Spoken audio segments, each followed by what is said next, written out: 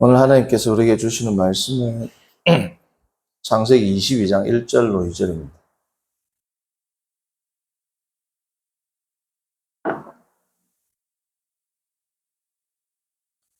창세기 22장 1절부터 2절 말씀입니다.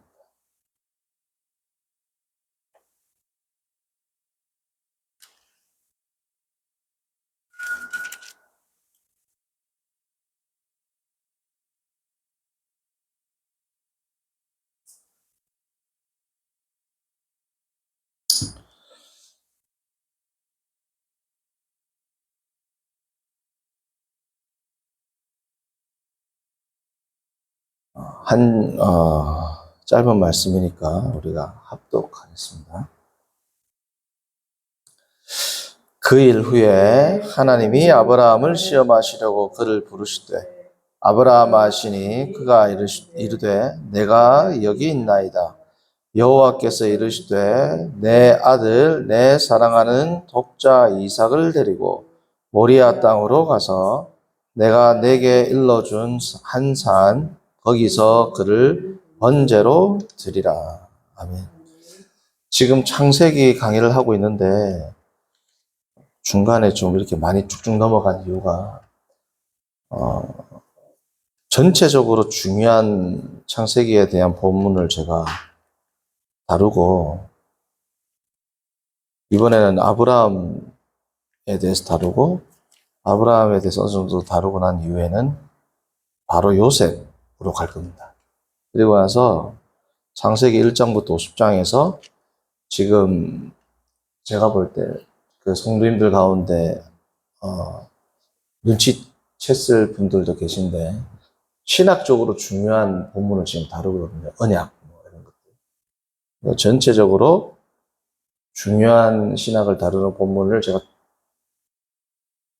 다루고 나서 그 이유는 뭐냐면 창세기 전체에서 흐르는 메시지를 파악하는데 중요한 본문을 지금 다루는 겁니다. 그러면 연결을 하면 창세기 전체 메시지가 어느 정도 들어오거든요.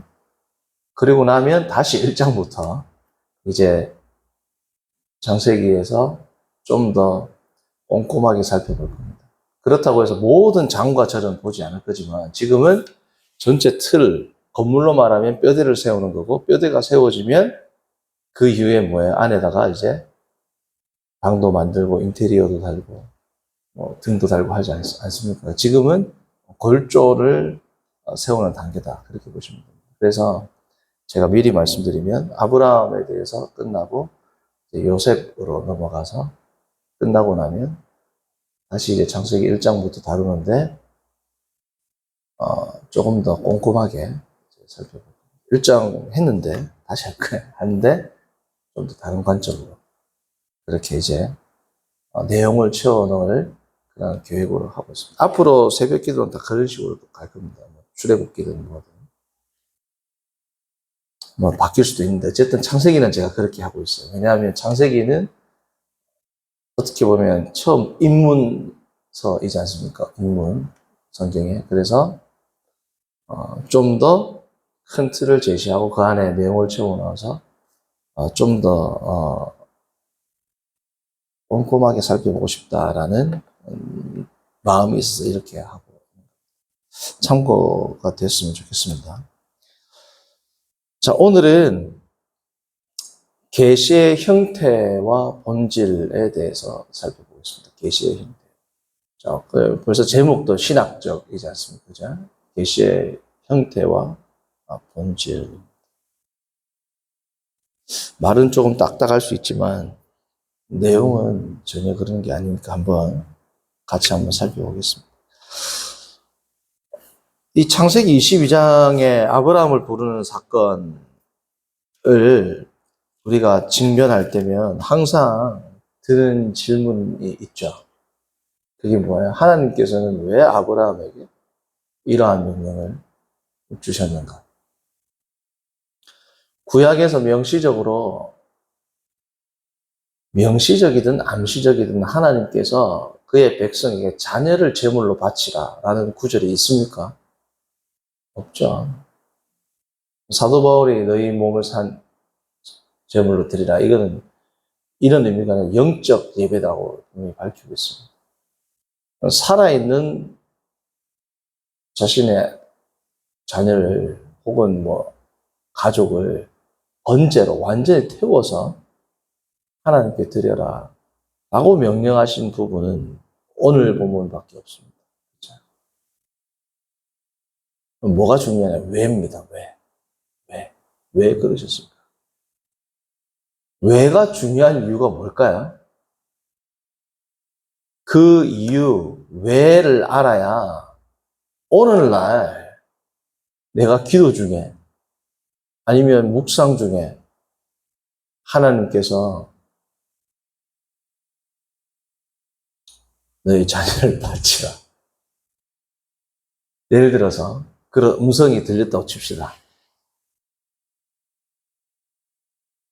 창세기 22장에서 아브라함을 하나님께서 왜 부르셨는지 그 계시의 본질을 알아야 오늘날 다른 형태로 우리에게 기도 중에 성경 묵상 중에 그런 하나님의 음성이라고 생각되는 게 들리거나 그 생각이 들 때 우리가 분별하겠죠. 자, 성도님들, 이게 녹록한 문제가 아니에요. 왜냐하면 아브라함 때에도 아브라함에게 하나님께서 이삭을 바치라고 할 때 아브라함이 인간의 본성으로 바칠 수 있습니까? 인간의 이성과 상식으로 가능하냐고요. 아브라함 때도 불가능한 걸 하나님이 시키셨는데 그거를 순종한 아브라함을 하나님이 칭찬하셨어요? 안 했었어요? 자, 그러면 오늘날도 자녀를 바쳐라. 인간의 이성에 부합해요? 부합하지 않아요? 부합하지 않죠? 아브라함 때나 지금이나 똑같단 말이죠. 하기 힘들어요? 쉬워요? 힘들죠? 자, 아브라함 때는 예스를 해야 되는데 지금은 왜 노를 해야 될까요? 그에 대한 신학적 이유를 찾아내야 됩니다. 그렇죠? 아브라함에게는 믿음의 행위라고 가장 칭찬받는 행위를 사실 이걸로 보거든요. 야고보서에서 그러잖아요. 그 칭찬하는 행위를 오늘날 누군가 성도 중에서 했다. 그럼 뭐라 그럴까요? 우리가 지금? 칭찬할까요? 아니면 엄청나게 비판을 할까요? 이건 뭐 상상하기도 싫은 일이고 만약 이런 일이 벌어졌다. 끝난 겁니다. 이게 뭐 뉴스에서 다루고 이단 되는 거 이단 완전히. 그렇죠. 자, 지금부터 거의 4,000년 전에는 이것을 칭찬받는 행위였는데 왜 지금은 이게 기독교의 뿌리를 흔들 수도 있는 사건이 될 수도 있을까요? 계시의 본질은 같지만 형태가 달라졌기 때문에 그렇습니다. 그렇죠? 자, 그러면 오늘날에 우리가 그러한 생각이 들었을 때, 그러한 음성이 들렸을 때 노라고 할 수 있는 그 근거를 찾기 위해서는 오늘 우리가 보는 이 본문에서 왜를 알아야 된다. 왜 이 명령을 주셨는가? 그리고 아브라함의 이 순종은 왜 하나님께서 기쁘게 받으셨는가를 우리가 알아야만 오늘날 이 말씀을 적용할 수 있단 말이에요. 오늘날 이 말씀을 다른 형태로 주어지는 계시 속에서 우리가 가면 다른 형태로 주어지니까 다른 형태로 순종해야 되겠죠.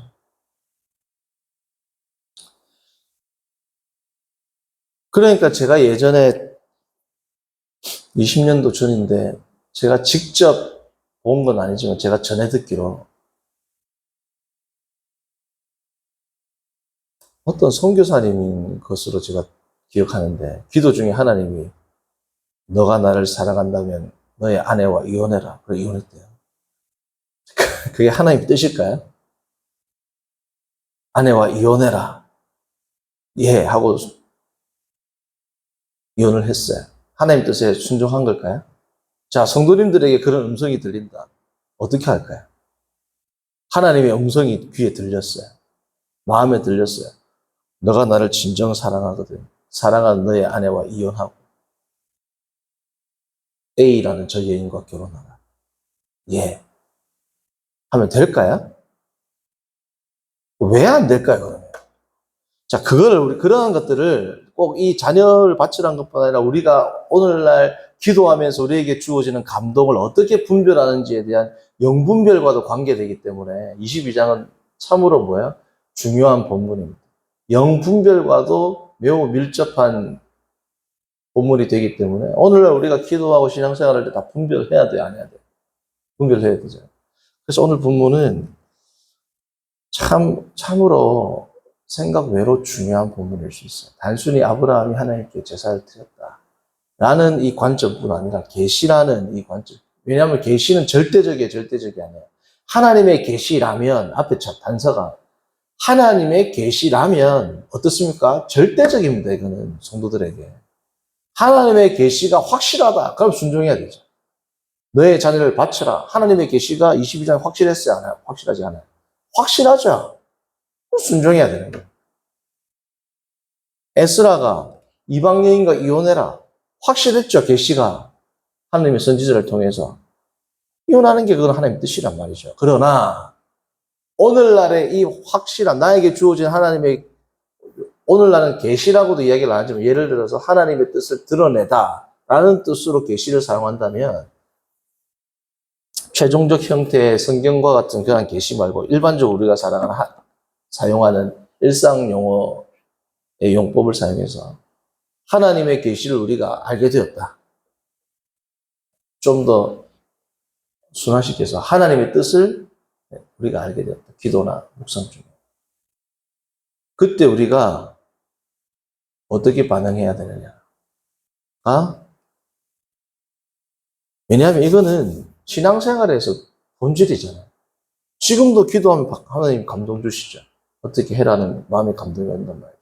이거를 어떻게 분별해서 판단해서 어떤 방향으로 나아가는가 너무 중요한 겁니다. 우리 신앙생활에서. 자, 제가 답부터 말씀드리면 제가 기도를 하는데 아내를 바쳐라. 그럼 뭐라 해야 될까요? 사탄아 물러가라. 그래요.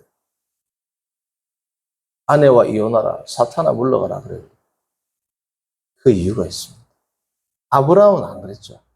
오늘날은 그렇게 하는 게 하나님의 뜻에 하나님의 계시에 부합하는 행동이에요. 자녀를 번제로 죽여라. 사탄아 물러가라. 가 하나님의 계시에 부합하는 행동이에요. 아브라함은 바치는 게 계시에 부합하지만 오늘날은 사탄아 물러가라 라고 대적기도하는 게 계시에 부합하는 거예요.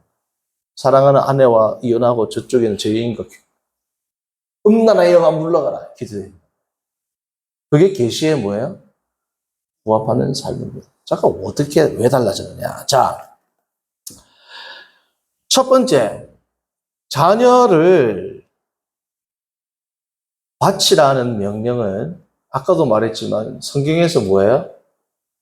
딱 한 군데 나옵니다. 지금 이 본문. 자, 성경에서 한 군데 나오고 나머지 모든 본문은 자녀를 바치라 그럽니다. 바치지 말라 그럽니다. 성경에서.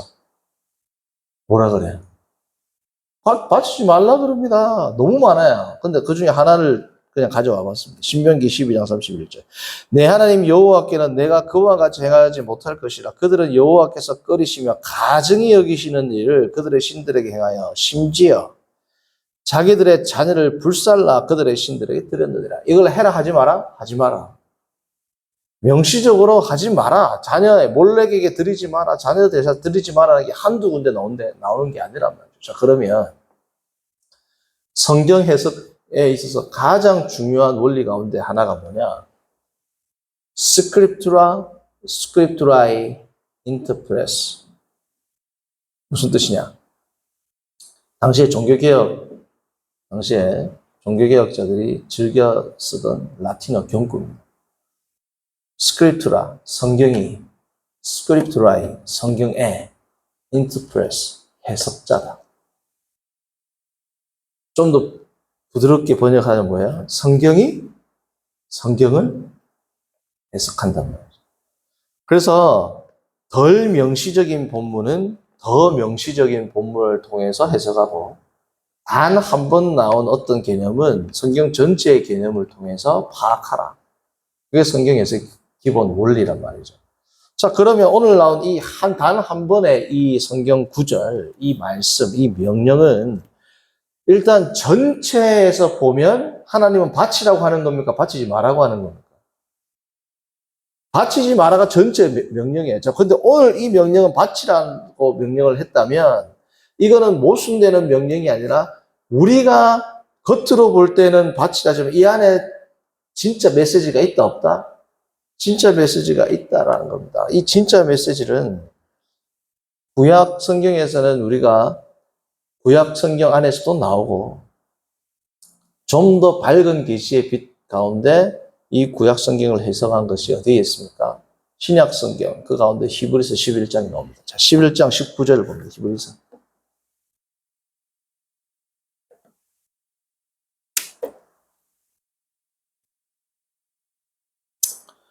히브리서 11장 19절, 17절부터 제가 읽어봅니다. 아브라함은 시험을 받을 때 믿음으로 이삭을 드렸으니 그는 약속들을 받은 자로 돼 그 외아들을 드렸느니라. 그에게 이미 말씀하시기를 내 자손이라 칭할 자는 이삭으로 말미암으리라 하셨으니. 자, 19절. 그가 하나님이 능히 이삭을 죽은 자 가운데서 다시 살리실 줄로 생각한 자 비유컨대 그를 죽은 자 가운데서 뭐라고요? 도로 받은 것이라. 죽은 자 가운데서 도로 받은 것이라. 죽은 자 가운데서 다시 받았다. 이게 뭐예요? 부활입니다. 그렇죠?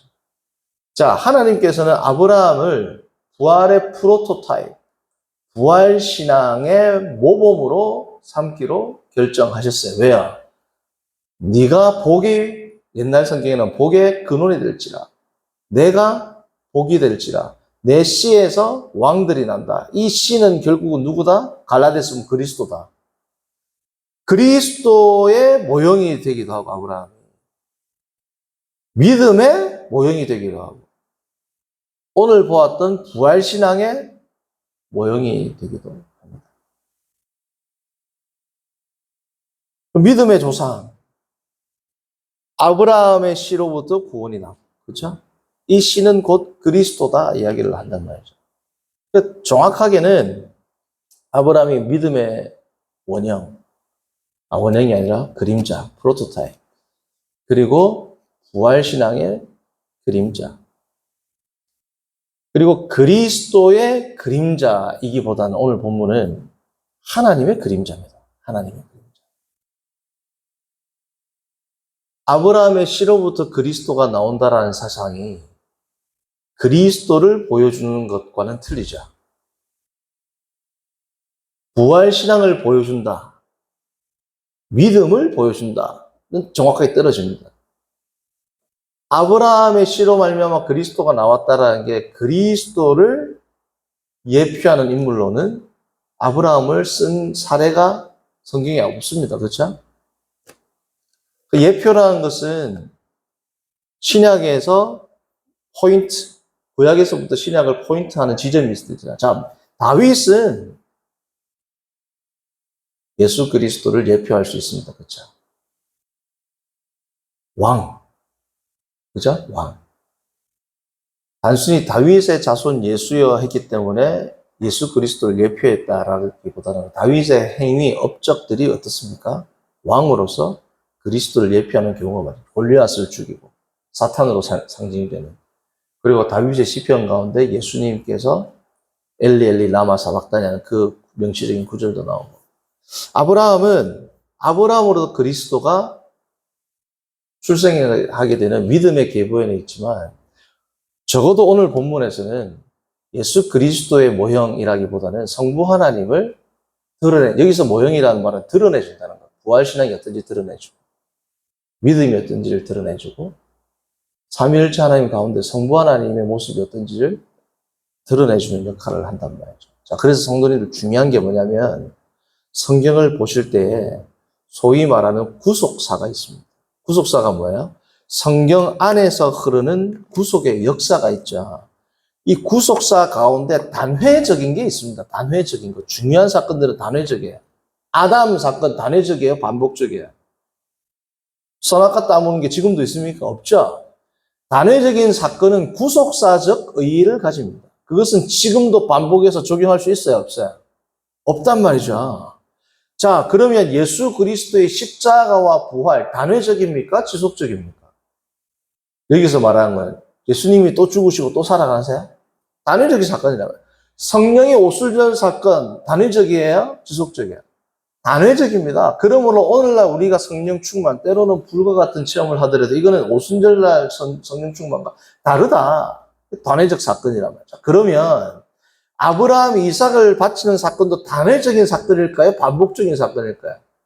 단회적인 사건이란 말이죠. 왜? 구속사를 구성할 때, 좀 더 쉬운 말로 성경을 구성할 때 성경에 들어가는 하나님의 계시에 쓰이는 구속사적 의의를 가지고 있는 내용입니다. 이거는. 그건 하나님께서 반복하는 게 아니란 말이죠.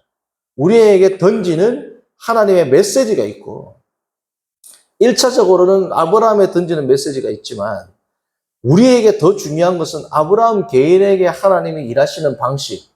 그거는 오늘날도 동일해요. 하나님이 우리에게 일해요, 안 해요? 일하시죠. 그러나 우리에게 일하는 방식이 성경에 기록되지는 않죠. 아무리 위대한 사람이라 할지라도, 아무리 우리가 존경하는 목사님이라고 할지라도 그분의 삶이 성경에 나옵니까? 신앙서적에는 나와도.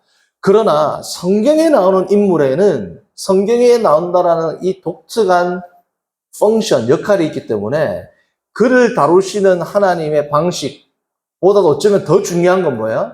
성경 계시 안에서의 어떠한 하나님의 메시지를 주는 하나님의 메시지를 전달하는 자로서의 역할을 감당하는 그 내용, 그 위치가 있을까요, 없을까요?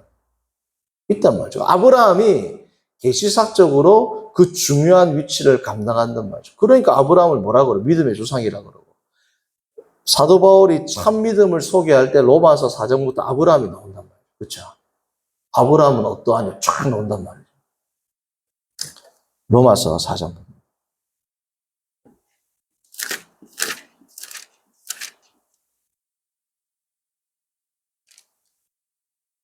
4장 1절. 그런즉 육신으로 우리 조상인 아브라함이 무엇을 얻었다리요? 만일 아브라함이 행위로 어렵다 하심을 받았으면 자랑할 것이 있으려니와 하나님 앞에서는 없느니라. 자, 보십시오. 아브라함이 믿음의 조상이니까 유대인들한테 행위로 율법을 통해서 의롭다함을 받는다라는 그들의 의식, 그들의 신학을 정면으로 깨는 사람이 누구라는 겁니까? 왜? 아브라함은 율법이 있었어요, 없었어요? 믿음으로 이렇게 받았다라는 믿음의 조상, 너희들의 백성들, 너희들의 정체성의 조상이라는 아브라함도 이랬다라는 거지 않습니까? 그러니까 아브라함은 계시사적으로 이렇게 위대한 역할을 감당하는 인물로 하나님 쓰신단 말이죠. 히브리서 11장에서는 부활신앙으로 쓴단 말이에요. 그리고 로마서 4장에는 부활신앙, 로마서 4장 마지막에도 나옵니다. 부활신앙. 부활신앙의 모티브로 쓸 뿐 아니라 참된 순종의 모티브, 때로는 참된 순종, 참된 믿음의 모티브. 자, 오늘 구절에서는 그러니까 아브라함이 이러한 계시사적 위치를 점하고 있기 때문에 이런 명령을 아브라함에게 하나님이 주셨고, 아브라함이 그것을 뭐예요? 순종했단 말이에요. 다른 예를 들면 사울이 엔돌에 접신한 여인을 찾아갔을 때 누구를 불러내요? 사무엘을 불러냅니다. 사무엘의 영이라 엘로힘 나옵니다. 성경 문맥에서는 명시적으로 그 사람이 사무엘이라 그래요. 근데 오늘날의 관점으로 이거는 반복되는 사건일까요? 반복되는 사건이 아닐까요? 우리가 죽은 사람을 불러내서 그 영혼을 불러낼 수 있을까요? 계시사적으로 그때에 주어진 겁니다. 그렇기 때문에 그때는 사탄이 사무엘로 변장해서 나타났다고 해석하면 안 돼요. 왜? 성경에서 사탄이 사무엘로 변장했더라. 그렇게 나와요. 아니면 사무엘이라. 그래요. 사무엘이라고 말하면 성경의 계시는 뭐예요? 제가 말했지만 절대적입니다. 사무엘인 거야. 오늘날 그런 일이 발생하지 않고 오늘날 그런 일이 있으면 그것이 뭐예요? 사탄의 역사라고 해서 그거를 사탄이 변장했다라고 말하면 돼요? 안 돼요? 사탄이 사무엘로 나타났다라고 해석하면 됩니까? 만약에 그렇게 해석하면 오늘 22장도 사탄이 하나님의 음성으로 나타났다 이렇게 해석해야 됩니다. 맞을까요? 아닐까요? 동일한 잣대로 보면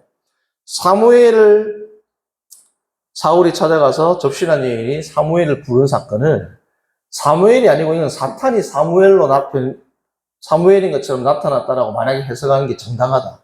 그러면 오늘 22장의 사건도 하나님이 아니고 누가 부른 거야? 사탄이 하나님으로 칼을 쓰고 나타나가지고 아브라함을 불렀다라고 해석해야지 이게 맞단 말이죠. 일치한단 말이죠. 그게 해석하는 방식이. 그럼 오늘 22장은 아브라함에게 시험을 주신 분이 하나님이라면 사무엘서에 나오는 사울이 엔돌 여인을 찾아가서 사무엘을 부른 장면에서 그 영은 사무엘의 영입니까? 귀신의 영입니까? 사무엘의 영으로 봐야 된다. 이해되시죠? 왜냐하면 계시사 안에서 점하고 있는 중요한 위치와 기능이 있기 때문에 그런 겁니다. 자, 그러므로 오늘 이 본문은 우리에게 주어질 수 있어요, 없어요? 우리에게 주어질 수 있는 본문이 아니란 말이에요. 아브라함에게 국한되는 본문입니다. 자, 그러므로 성도님들, 부활신앙의 그림자로서 아브라함은 하나님 앞에서 쓰임받았고, 그러한 사람으로 아브라함은 하나님께서 부활신앙을 이때부터 뭐예요? 또 아브라함에게 훈련을 시킨 거예요. 자, 그러니까 아브라함은 누구의 모형이냐면, 자, 결국은 자녀를 제사 드리지 말라라고 이 명령을 내리셨지만, 자녀 제사를 통하여 하나님의 뜻을 이루신 당사자가 누구예요? 하나님입니다. 하나님이 예수 그리스도를 제물로 보내자. 대제사장이자 속죄 제물로 보내자. 그래서 단번에 드리는 제사를 통하여 온 인류를 구원하시는 사건의 이게 뭐예요? 그림자, 예표. 그러므로 여기서 아브라함은 그리스도의 예표가 아니라 누구의 예표가 될까요? 성부 하나님의 예표가 됩니다. 그리스도의 예표는 누가 될까요? 이삭입니다. 이삭. 그러한 예표, 그림자로서 지금 아브라함의 사건이 다루어지고 이삭이 다루어진다. 두 번째, 부활신앙의 예표로 사용됐다고 했죠. 아까 히브리서 11장 19절. 아브라함의 이 신앙은 뭐예요? 이삭을 죽은 자 가운데서 도로 받은 것이라고 히브리서에서는 명시적으로 해석하고 있습니다. 그러므로 아브라함은 지금 이 모습은 뭐의 예표다? 부활신앙의 예표입니다. 세 번째는 뭐에 대한 예표가 될까요? 하나님의 말씀은 절대적이라는 우리 신앙의 표본이 되는 겁니다. 우리의 이성에 반하는 것이라 보일지라도 하나님의 계시라면 그게 뭐라는 겁니까? 절대적이라는 거예요. 자, 그러니까 여기에서 우리가 찾아낼 수 있는 메시지는 크게 세 가지. 뭐야? 삼위일체 하나님의 사역에 대한 그림자를 볼 수 있었고, 특별히 구속사역, 십자가와 부활에 드러나는 예수 그리스도의 십자가의 부활 사건의 예표를 우리가 볼 수 있었고, 그 다음에 부활신앙의 예표를 볼 수 있었고, 그 다음에 성도들의 신앙의 자세에 대한 예표를 볼 수 있었습니다. 이 세 번째는 뭐라고요? 성경 계시는 뭐라고요? 절대적이라는 그것을 우리에게 예표해 준 사건이 되는데, 자, 그러면 오늘날 성경 계시가 절대적이라는 이 본질은 변해요, 안 변해요? 안 변하죠. 근데 뭐가 변합니까? 계시가 주어지는 형태가 변했습니다. 어떻게 변했어요? 아브라함처럼 하나님이 이상이나 꿈이나 환상 가운데 나타나세요? 아니면 어떤 방식으로 나타나세요? 하나님은 성경이라는 형태로 하나님의 계시가 주어집니다. 맞아, 아니야? 자, 성경이라는 형태로 하나님의 계시가 주어졌다는 것은 왜 중요하냐? 자, 저를 봅니다. 아브라함에게 나타난 하나님은 성경이라는 형태가 아니라 이상, 때로는 말씀, 환상으로 나타나시죠. 자, 이 하나님에 대한 계시는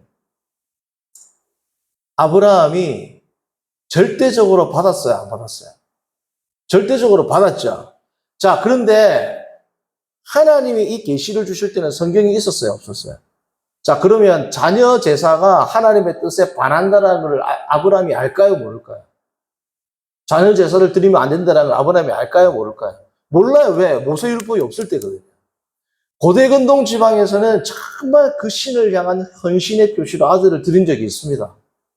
그러니까 아직 계시사, 구속 계시가 발전이 안 됐죠. 왜? 성경이 없으니까. 그러니까 아브라함이 생각할 때는 하나님도 정말 나에게 그 헌신을 요구하시는구나 라고 생각을 할 수 있을까요, 없을까요? 있단 말이죠. 자, 그런데 오늘날은 내가 어떠한 감동을 받을 때 비교할 수 있는 객관적이고 절대적인 계시가 존재해야 안 해요? 하죠, 성경.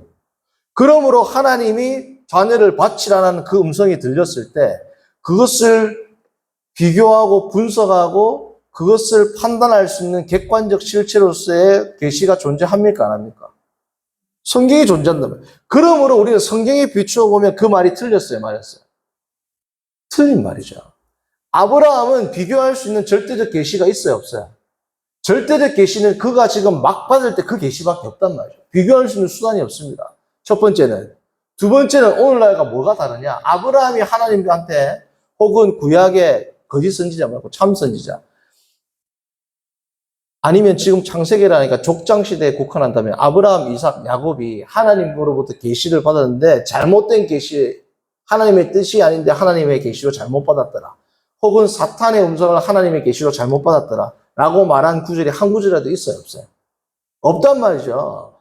구약시대의 족장들은 하나님의 계시를 받을 때 단 한 번도 오류를 범한 적이 있습니까, 없습니까? 오류를 범한 적이 없어요, 그들은. 그런데 오늘날 우리는 때로는 기도 가운데 감동이 할 때 오류를 범할 수 있어요, 없어요? 너무 많단 말이죠. 그러니까 오류 없는 뭐로 이거를 판단하고 분석해야 돼요? 성경을 통해서 분석해야 됩니다. 자, 첫 번째는 구약 시대에는 하나님의 계시를 비교할 수 있는 절대적 기준이 없었다. 오늘날에는 있다. 두 번째, 뿐만 아니라 구약 시대에 특별히 족장 시대에는 하나님의 계시를 단 한 번도 오류 없이 받았다. 맞죠? 오늘날에는 하나님의 계시를 우리가 때로는 오류 있게 수용할 때가 있어요, 없어요?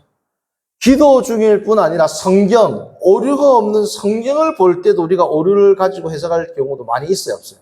너무 많아요. 오늘날은 그렇습니다. 자, 그럼 마지막 세 번째 질문. 오늘날은 왜 그럴까요? 그게 이제 오늘 마지막 제일 중요한 오늘 설교의 방점이란 말이죠. 자, 구약 시대에는 하나님이 한 번도 아브라함, 이삭, 야곱에게 오류 없는 형태로 정확하게 하나님의 음성이라는 100% 확신을 갖도록 계시하셨어요, 안 하셨어요? 하셨죠? 오늘날은 왜 그럴까요? 100% 확실한 성경은 있습니다. 확실한 오류가 있어요, 없어요? 없죠? 그러나 우리가 이거를 받을 때 우리의 죄로 인해서 오류가 생겨요, 안 생겨요? 생기죠. 구약 시대에는 사람의 죄를 초월하는 무오류한 방식으로 하나님 전달했어요. 오류가 없도록 오류 있는 인간인데 우리보다 훨씬 못하죠. 왜? 성령이 내주예요, 내주 아니에요?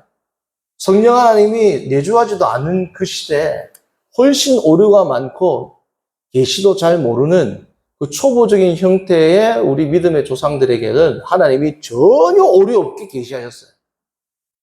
오늘날은 오류 없는 성경이라 할지라도 우리가 이거 볼 때 오류를 많이 보면 안 보면 자주 범하죠. 안 범한다는 정도가 아니고 자주 범할 수도 있습니다. 그러면 질문, 왜? 왜 그러냐 말이죠. 이게 왜 중요합니까? 성도님들 가운데 제가 예전에도 상담하거나 이야기하면 내가 이게 힘든 건 아는데 하나님의 뜻이 100% 확신하면 내가 순종하겠습니다.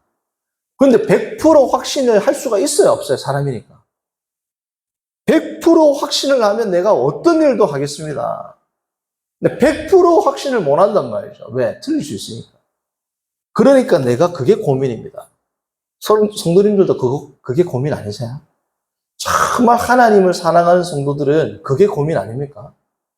100% 내가 오류 없는 계시라는 확신이 들면 나의 인생을 던질 수 있죠. 하나님의 그 명령에.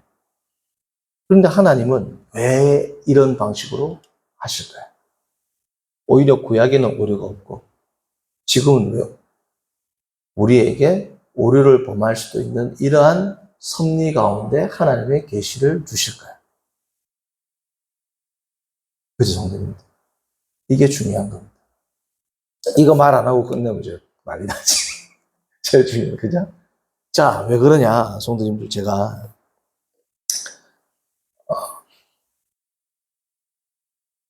말씀을 드립니다. 어제도 제가 그 설교를 했지만, 자녀가 성장하면 성장하는 대로 하나님께서 어떻게, 우리 육신의 부모도 교육을 하자.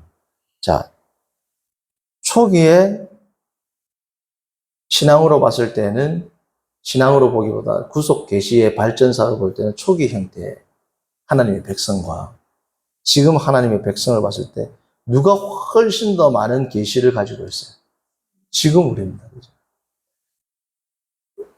일반적인 지금 사회학적 개념으로 제가 적용을 하고 비유를 든다면 자, 4살짜리 아이에게 엄마가 교육을 할 때는 어떻게 해야 돼요?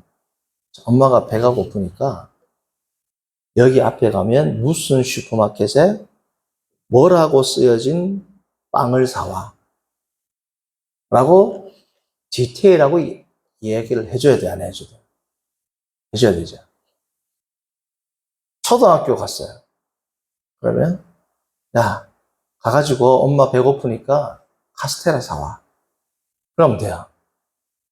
중학교, 고등학교 되면 어떻게 해요? 엄마 배고프다. 알아서 사오죠. 나중에 어른이 되면 어떻게 돼요? 배고프다 말 안 해도 딱 보고, 아, 엄마가 이게 필요하구나. 아버지가 이게 필요하구나. 자녀가 알아서 뭐예요? 가져다 줍니다. 자, 여기에 귀한 진리가 숨어 있어요. 엄마가 4살짜리한테 어느 슈퍼에 가서 어떤 맛이 나는 뭐라고 쓰여진 빵을 사와. 그러면 이 아이는 엄마의 마음을 정확하게 하고 사다 줄 수 있죠. 성인이 됐을 때, 아, 우리 어머니가 이게 필요한 것 같은데라고 딱 가져다 줬을 때, 어머니의 마음에 100% 어머니가 원하는 그 음식을 가져다 줄 수 있어요, 없어요? 없죠? 어머니는 예를 들면 내가 이거 먹고 싶은데 성숙한 아이는 이렇게 생각하고 갖다 줄 수 있어요, 없어요? 있죠? 그러나 성숙한 자녀가 그렇게 해드리는 것에 대해서 어머니는 더 기쁠까요? 안 기쁠까요? 더 기쁘다면 시켜가지고 이거 사와 했을 때도 기쁘지만 가만히 있는데 좀 부족하지만 우리 아들이 나를 이렇게 사랑하는구나 하니까 더 큰 거예요? 감동을 받는 겁니다. 그리고 아이가 성숙했을 때는 부모와 아이의 관계가 이렇게 설정이 되고 본질은 같아요. 부모가 아이를 사랑하고 아이가 부모를 사랑하는 본질은 같은데 형태가 달라졌어요? 안 달라졌어요? 달라졌죠. 오늘날은 우리가 성령이 내주함으로 우리는 성숙해졌습니다. 하나님의 뜻을 분별할 수 있게 됐어요. 과거에는 분별해요, 못해요? 할 수가 없어요. 절대적인 기준이 없기 때문에. 다 알려줘야 돼. 지금은 하나님이 우리에게 뭐예요? 분별할 수 있는 영을 주셨어요. 때로는 우리가 틀릴 수 있어요, 없어요? 틀릴 수 있지만 하나님의 뜻이 무엇인지 철저하게 진지하게 고민하는 것. 하나님의 뜻이 무엇인지 철저하고 진지하게 고민하는 게 과거에는 있었을까요? 없었을까요? 없었습니다. 하나님이 나에게 주어진 이 말씀을 힘들지만 어떻게 순종하지가 숙제였어요. 아이가 어릴 때에는 가기 싫은데 엄마 가라니까 내 저까지 어떻게 가야 되지?가 숙제란 말이죠. 자라면 뭐가 숙제? 달라져요. 어머니가 원하는 건 뭘까? 내가 어떻게 해야지 어머니에게 효를 행할까? 벌써 성숙한 생각으로 바뀌었어요? 안 바뀌었어요? 바뀌었죠. 오늘날 우리는 과거에는 하나님의 뜻이 뭘까라는 것은 고민도 못할 시절입니다. 지금은 우리가 그걸 고민해야 안 해요. 그 고민으로부터 우리의 순종과 사랑이 시작되는 겁니다. 그게 하나님이 오늘날 우리를 다루시는 뭐예요? 방식입니다. 방식. 우리가 하나님께 순종하고 하나님의 뜻이 뭔지를 알고 때로는 하나님의 뜻이라고 생각했는데 실수하고 자빠지지만 그것까지도 기쁘게 받으시는 게 뭐예요?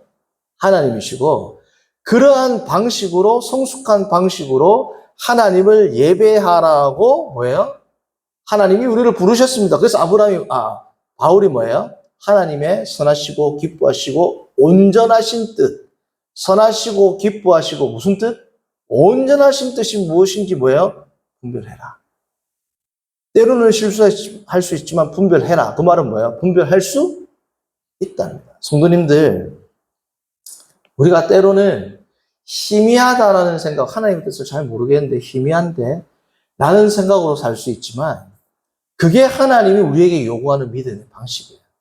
확실하게 알고 순종하는 게 더 큰 믿음일까요? 희미한데 그 가운데 뜻을 찾아나가면서 신앙생활하는 게 더 큰 믿음일까요? 희미한 가운데서 추적하며 하나님의 뜻이 무엇인지를 그리고 그때 하나님의 뜻을 발견했을 때 더 큰 기쁨이 있단 말이에요. 하나님은 오늘날 그렇게 다루십니다. 성령의 시대, 성경의 시대에는. 성도님들 더 이상 나를 아브라함과 이삭과 야곱과 같은 지금도 음성이 들리고 환상이 보이고 무슨 꿈을 꾸고 예언을 하는 그런 방식으로 하나님이 나를 다루실 것이라고 기대하지 마시고, 그건 오히려 뭐예요? 거꾸로 가는 거야. 성인이 어릴 때 내가 돌아가고 싶다. 어릴 때 엄마가, 아빠가 내한테 해주는 것처럼 내가 하고 싶다라는 그러한 마음을 갖고, 만약에 성인이 그렇게 살아봐요. 그러면 어떻게 병원 가야 된단 말이에요. 그것을 우리가 꿈꾸며 희고하며 살아가는 삶이 아닙니다. 오늘날의 계시의 형태와 기능에 따라서 하나님이 우리를 살도록, 섬기도록 만드셨어요. 그것이 제가 오늘 성도님들에게 소개해드린 계시의 본질과 형태입니다. 우리가 성숙한 신앙인으로서 때로는 하나님의 뜻을 잘못 분별할 수 있습니다. 그러나 그 와중에 하나님에 대한 지식이 더 넓고 깊고 길고, 그죠? 높아지는 그러한 복을 향유하며 때로는 넘어지지만 그 가운데 하나님께 영광을 돌리며 살아가는 복된 성도들, 우리 모두가 되기를 바랍니다. 걸어가신 하나님 아버지, 오늘 창세기의 말씀을 통해서 계시의 형태와 본질에 대해서, 그것이 오늘날 우리가 어떻게 판단하고 분별하고 순종하고, 어떻게 우리가 때로는 복잡해 보이는 여러 가지 삶의 정황과 형태와 하나님의 뜻이 무엇인지를 간구하는 가운데, 하나님, 이 고민과 간구가 신앙이고, 우리가 그 고민과 간구하는 것을 통하여 하나님 앞에 더 나아가고 하나님의 뜻을 묻고 때로는 실수하고 그러나 다시금 일어나고, 이러한 삶을 하나님이 원하시고 이것이 하나님께 영광을 돌리는 방식이라는 것을 다시금 깨닫게 하심을 감사합니다.